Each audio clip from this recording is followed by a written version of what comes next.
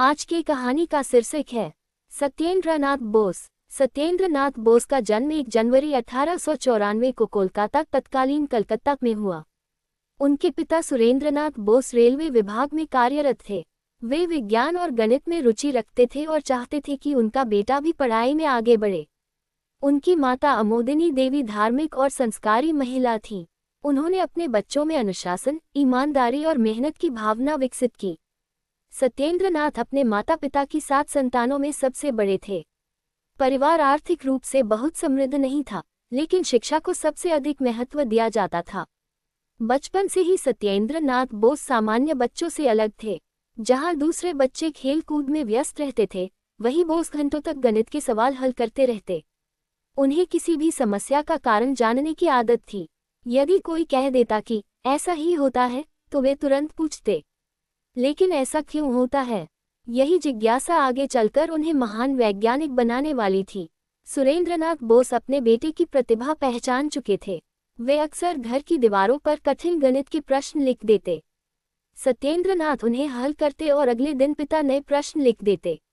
धीरे धीरे उनका गणित इतना मजबूत हो गया कि कठिन से कठिन सवाल भी उन्हें सरल लगने लगे। उन्होंने अपनी प्रारंभिक शिक्षा कोलकाता के प्रसिद्ध हिंदू स्कूल से प्राप्त की। स्कूल में वे हमेशा प्रथम आते थे। उनके गणित शिक्षक उनकी प्रतिभा से इतने प्रभावित थे कि एक परीक्षा में उन्होंने बोस को 100 में से 110 अंक दे दिए। जब अन्य शिक्षकों ने पूछा, 110 अंक कैसे, तो शिक्षक ने उत्तर दिया, यदि मैं इससे अधिक अंक दे सकता तो अवश्य देता। ये घटना उनकी असाधारण प्रतिभा का प्रमाण थी। हालांकि बोस की सबसे बड़ी रुचि गणित में थी, लेकिन वे केवल गणित तक सीमित नहीं थे। उन्हें भौतिकी, रसायन विज्ञान, संस्कृत, अंग्रेजी, साहित्य सभी विषय पसंद थे। वे संगीत भी सुनना पसंद करते थे और भारतीय संस्कृति से गहरा लगाव रखते थे। स्कूल की पढ़ाई पूरी करने के बाद उन्होंने प्रेसिडेंसी कॉलेज, कलकत्ता में प्रवेश लिया। यह उस समय भारत का सबसे प्रतिष्ठित कॉलेज माना जाता था। यही उनकी मुलाकात भारत के कई महान वैज्ञानिकों से हुई। उनके शिक्षकों में शामिल थे जगदीश चंद्र बोस, प्रफुल्ल चंद्र राय। इन महान वैज्ञानिकों ने बोस को केवल पढ़ाया ही नहीं, बल्कि उनमें वैज्ञानिक सोच भी विकसित की। कॉलेज में उनकी मित्रता एक और प्रतिभाशाली छात्र मेघनाथ साहा से हुई। दोनों साथ बैठते, साथ पढ़ते, घंटों तक विज्ञान पर चर्चा करते। आगे चलकर मेघनाथ साहा भी विश्व प्रसिद्ध वैज्ञानिक बने। दोनों की जोड़ी पूरे कॉलेज में प्रसिद्ध हो गई। 1913 में उन्होंने BSc की परीक्षा प्रथम स्थान से उत्तीर्ण की। इसके बाद उन्होंने MSc में भी प्रथम स्थान प्राप्त किया। उनके अंक इतने उत्कृष्ट थे कि कई वर्षों तक उनका रिकॉर्ड नहीं टूट पाया। अब सभी को विश्वास हो गया था कि यह युवा आगे चलकर विश्व प्रसिद्ध वैज्ञानिक बनेगा। पढ़ाई पूरी करने के बाद उन्हें कलकत्ता विश्वविद्यालय में अध्यापन का अवसर मिला। अब वे विद्यार्थियों को गणित और भौतिकी पढ़ाने लगे, लेकिन उनके मन में केवल पढ़ाना ही उद्देश्य नहीं था। वे विज्ञान में कुछ नया करना चाहते थे। उस समय दुनिया में एक नया विषय तेजी से विकसित हो रहा था, क्वांटम भौतिकी। यह विषय वैज्ञानिकों के लिए भी रहस्य बना हुआ था। बोस ने निर्णय लिया, मैं इसी क्षेत्र में काम करूंगा। उन्हें नहीं पता था कि आने वाले कुछ वर्षों में उनका एक शोध पत्र उन्हें अमर बना देगा। उस समय जर्मनी के वैज्ञानिक मैक्स प्लांक ने ऊर्जा के क्वांटम सिद्धांत की खोज की थी। फिर एल्बर्ट आइंस्टीन ने प्रकाश कणों फोटॉन का सिद्धांत दिया। लेकिन इन सिद्धांतों में अभी भी कई गणितीय समस्याएं थीं। दुनिया भर के वैज्ञानिक उनका समाधान खोज रहे थे। भारत में बैठे सत्येंद्र नाथ बोस भी इन्हीं समस्याओं पर विचार कर रहे थे। दिन हो या रात, वे केवल गणना करते रहते। कई बार पूरी रात जागकर समीकरण हल करते। धीरे धीरे उन्हें महसूस हुआ कि शायद समस्या को देखने का तरीका ही गलत है। अगर तरीका बदल दिया जाए तो समाधान मिल सकता है। यही विचार आगे चलकर आधुनिक भौतिकी के इतिहास का सबसे महत्वपूर्ण मोड़ बनने वाला था। सन 1924 में सत्येंद्र नाथ बोस अपने छात्रों को मैक्स प्लांक के विकिरण सिद्धांत, प्लैंक्स रेडिएशन लॉ के बारे में पढ़ा रहे थे। पढ़ाते पढ़ाते उन्हें महसूस हुआ कि इस सिद्धांत की व्याख्या जिस तरह की जाती है, उसमें एक मूलभूत समस्या है। उन्होंने सोचा कि अगर प्रकाश के कणों, फोटोनों को गिनने का तरीका बदल दिया जाए, तो परिणाम अधिक सही हो सकता है। उन्होंने कई दिनों तक लगातार गणनाएं की। कागज पर एक के बाद एक समीकरण लिखते गए। अंततः उन्हें एक बिल्कुल नया गणितीय तरीका मिला, जिससे प्लांक का नियम बिना किसी अतिरिक्त मान्यता के स्वयं सिद्ध हो गया। बोस समझ गए कि उन्होंने कुछ असाधारण खोज लिया है। उन्होंने अपने शोध को एक शोधपत्र के रूप में तैयार किया और उसे ब्रिटेन की एक प्रसिद्ध वैज्ञानिक पत्रिका में भेजा। लेकिन दुर्भाग्य से पत्रिका के संपादकों ने उसे अस्वीकार कर दिया। यदि कोई साधारण व्यक्ति होता तो शायद वह निराश होकर रुक जाता, लेकिन सत्येंद्र नाथ बोस ने हार नहीं मानी।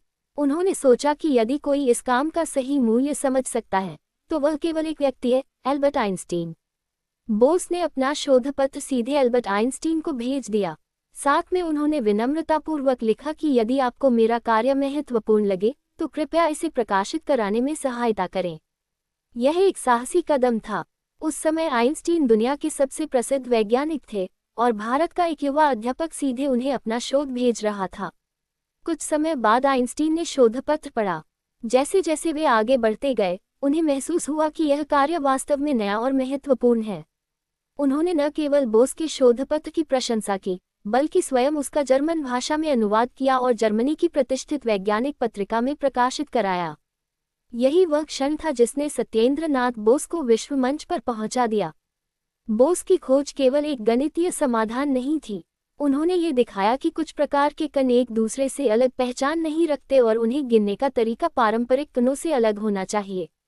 यही सिद्धांत आगे चलकर बोस आइंस्टीन सांख्यिकी, बोस आइंस्टाइन स्टैटिस्टिक्स कहलाया। आइंस्टीन ने इस विचार को आगे बढ़ाया और बताया कि यदि ऐसे कणों को बहुत कम तापमान पर रखा जाए तो वे सभी एक ही क्वांटम अवस्था में आ सकते हैं। बाद में इस अवस्था को बोस आइंस्टीन संघनन, बोस आइंस्टाइन कंडेंसेट कहा गया। शोध प्रकाशित होते ही यूरोप और अमेरिका के वैज्ञानिकों का ध्यान भारत के इस युवा वैज्ञानिक की ओर गया। लोग पूछने लगे, ये सत्येंद्र नाथ बोस कौन हैं? एक साधारण भारतीय अध्यापक अब विश्व के महान वैज्ञानिकों की सूची में शामिल हो चुके थे। अपनी खोज के बाद बोस को यूरोप जाने का अवसर मिला। वहां उन्होंने कई प्रसिद्ध वैज्ञानिकों से मुलाकात की और आधुनिक भौतिकी पर चर्चा की।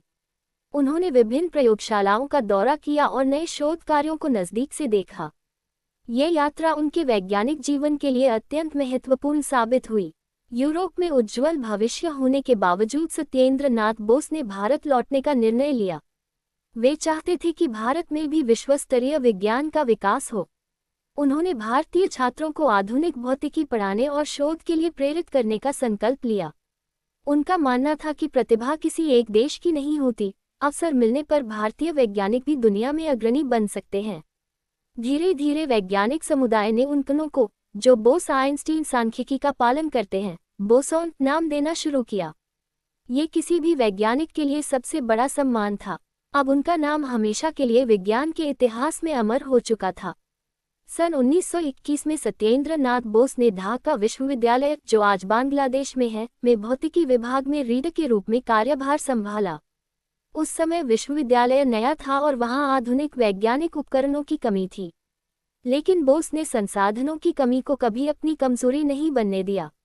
उन्होंने छात्रों से कहा, महान विज्ञान केवल महंगी प्रयोगशालाओं में नहीं, बल्कि जिज्ञासु दिमागों में जन्म लेता है।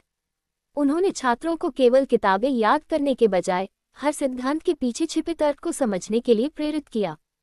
ढाका विश्वविद्यालय में रहते हुए भी बोस ने अपना शोध जारी रखा। उन्होंने क्वांटम सिद्धांत, सांख्यिकी, एक्स-रे क्रिस्टलोग्राफी, ऊष्मागतिकी और गणितीय भौतिकी जैसे विषयों पर काम किया। भारत की स्वतंत्रता के बाद सत्येंद्र नाथ बोस कलकत्ता विश्वविद्यालय लौट आए। उन्होंने वहां प्रोफेसर के रूप में कार्य किया और नई पीढ़ी के वैज्ञानिकों को तैयार करने में महत्वपूर्ण भूमिका निभाई।